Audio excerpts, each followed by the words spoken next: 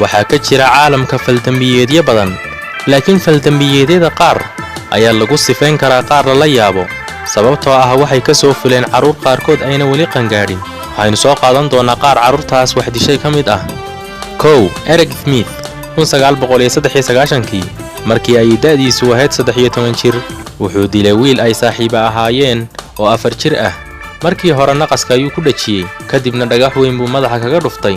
waxaa lagu soo eedeeyey Eric Smith dil bareed ah, waxaana lagu xukumay 9 sano oo xadhig ah.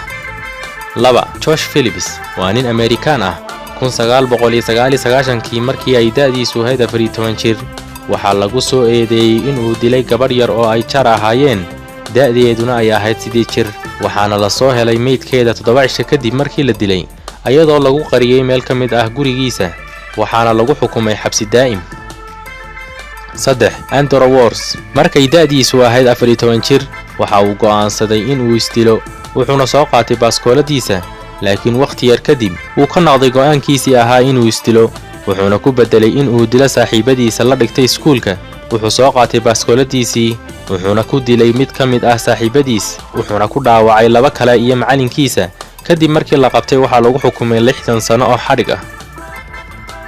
4 Lionel Ted waa ninka ugu yar ee Maraykanka lagu xukumo xabsi daa'im sababtoo ah 1999 markay da'diisu ahayd 12 sano wuxuu ku dilay gobolka Florida inan yar oo 6 sano jir ah.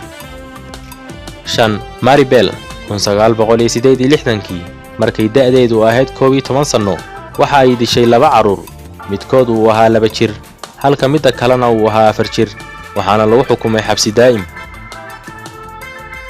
6 Amargate Saada waa dilaaga ugu yar caalamka, wuxuu jiraa 8 sano. dilkii ugu horreeyay uu sameeyey waxa uu dilay walaashii oo 6 bilood kaliya jirta, wuxuuna ku dhajiyey naqaska ilaa ay ka dhimatay. sidoo kale waxa uu dilay in adeerkii oo jiray 2 sano, markii la baadhayna waxaa la ogaaday in uu dilay tiro intaa ka badan.